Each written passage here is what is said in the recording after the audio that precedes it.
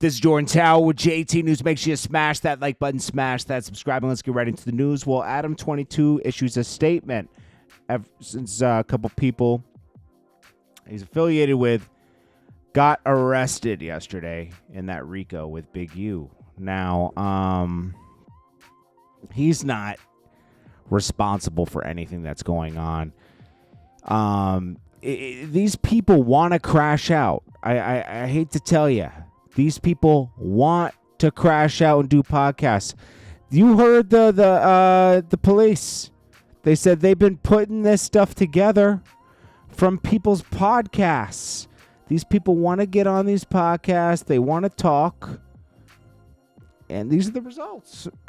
If you're going to keep giving it. Luce Cannon was telling you everything you needed to know about Big U. He was like, he takes the serial numbers and he did this play and that play. He makes people pay for this. Wack100, every Clubhouse, he's giving you information.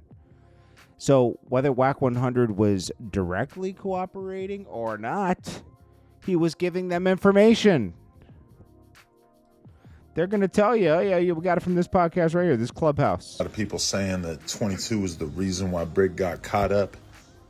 Fuck out of here. 22, you know what I do. I put people in position, put them on the podcast, give them jobs, help them make legal money.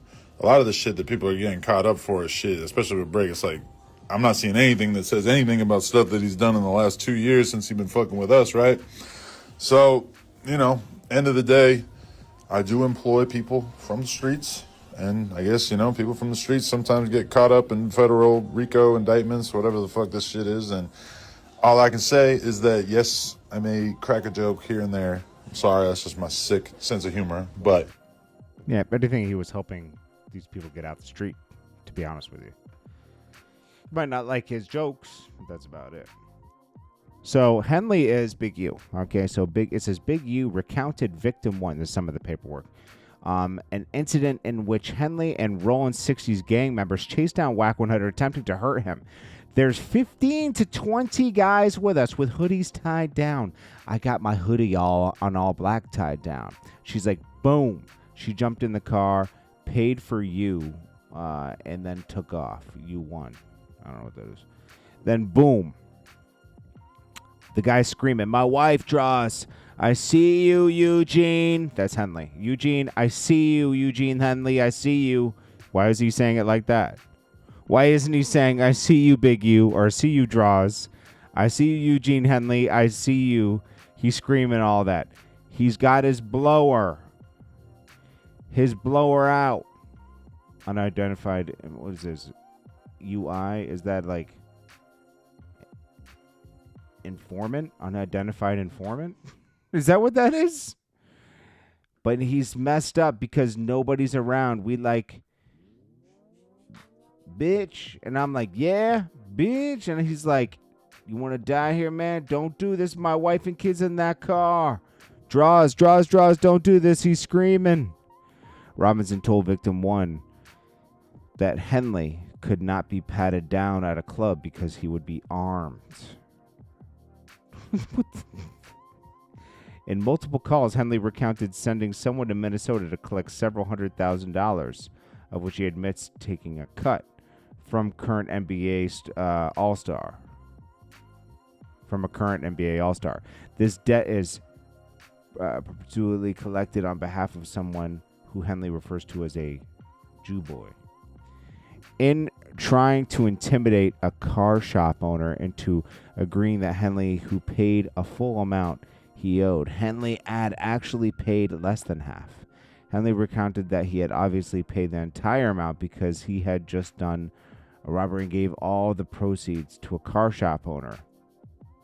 Then it says, in talking to former NFL Pro Bowler, Henley stated that he was going to beat this ish out of witness 2 for starting stuff between Henley and Wack100.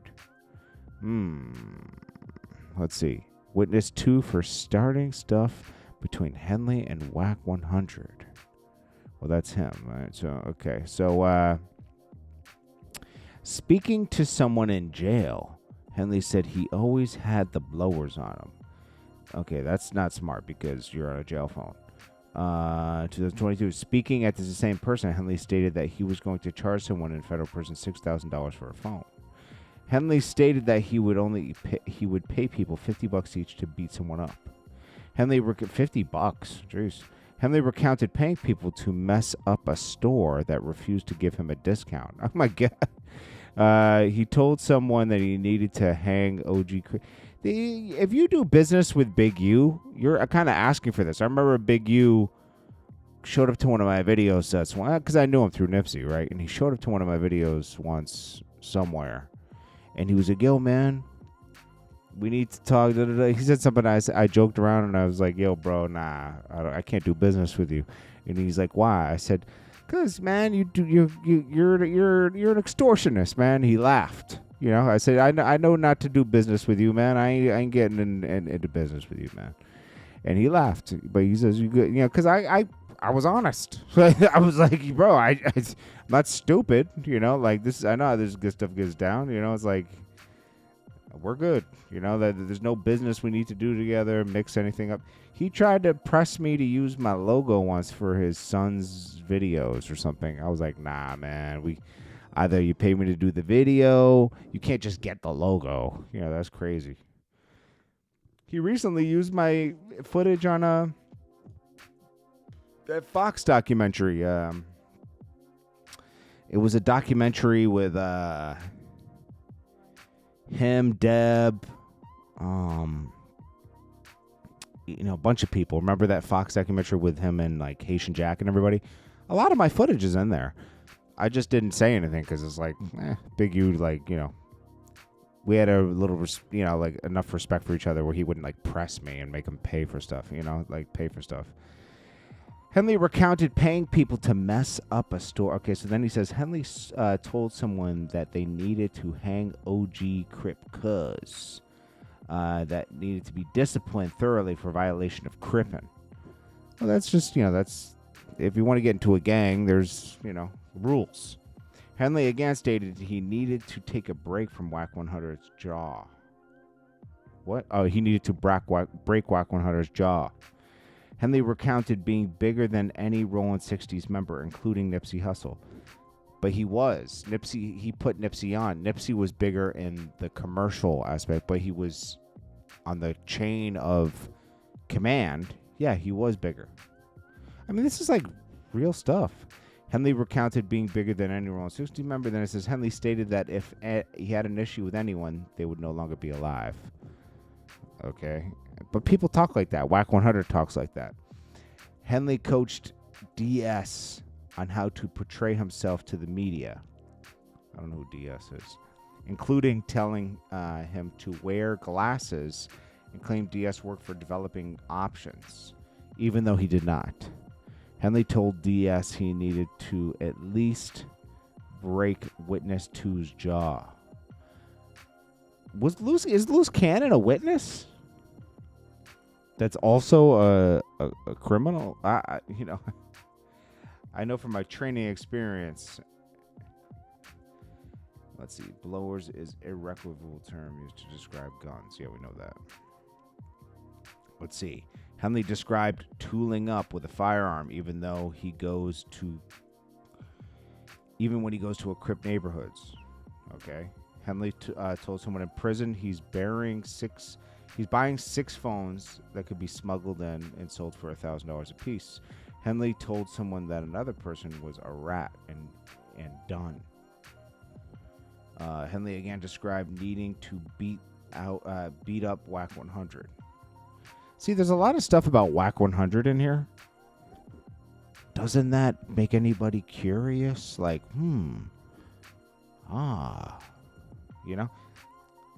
Clubhouse was like the interrogation room. To be honest with you, Clubhouse is like the interrogation room. He tells everything in there.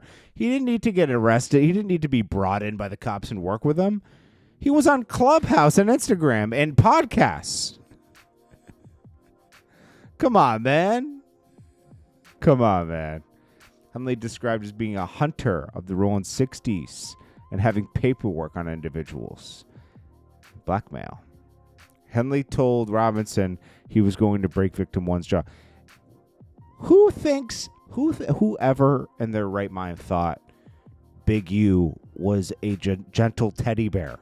I knew when I met him, I was meeting a serious person, just like when I met Top Dog, right? Don't play with these people. They have a lot of juice, okay?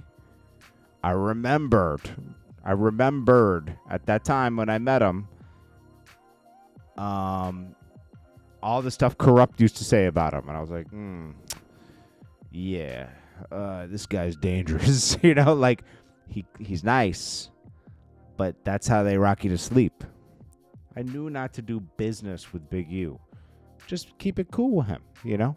That's it, you know? And, yeah, it is what it is. I mean, I don't believe he had anything to do with Nipsey's demise. I believe that was just a crazy person. And the hood, wherever you're from, actually, it's not even the hood. Wherever you're from and you make it, someone's going to be crazy about you making it. And they're gonna want to take you out. People get killed in their hood all the time. Henley states he was going to break the jaw of a business manager who worked for former NBA MVP.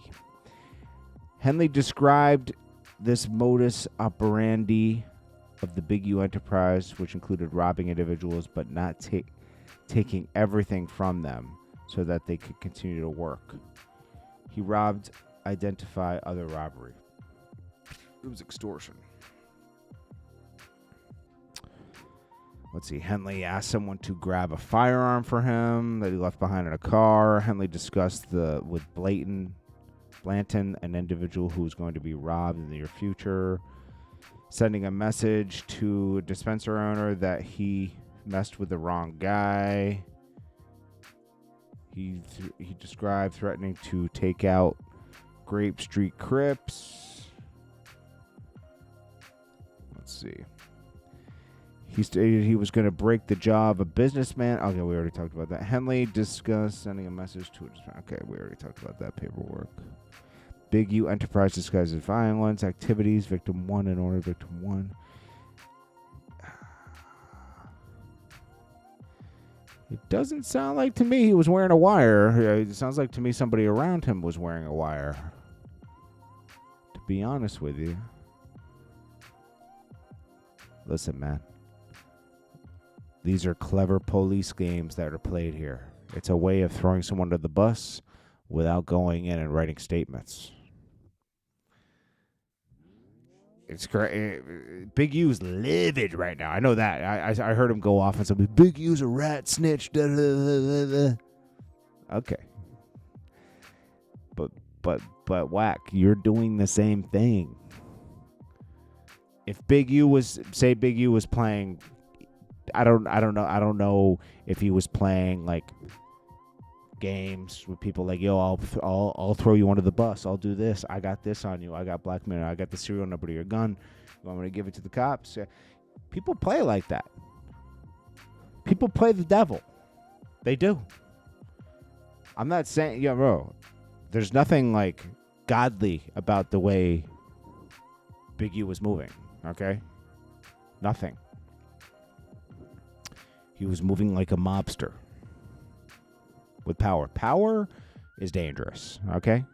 But did Big U ever lie to you? He's always been that. Do you think that person just leaves him? That's who he is. He's not this great person.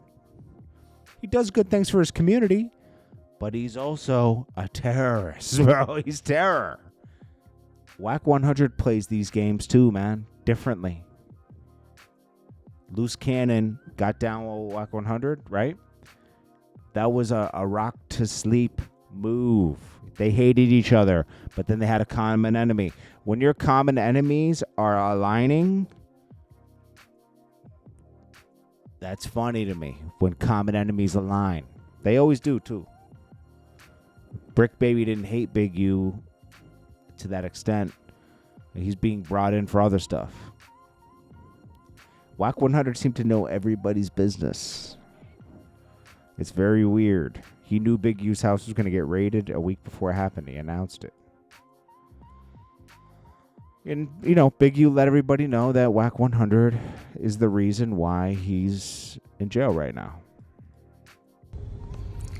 So this is going to probably be my last video. I'm going to go turn myself in to see what's going on. They talking about I'm a fugitive. So they just raided all my houses. 600 was actually with the police when they raided my house.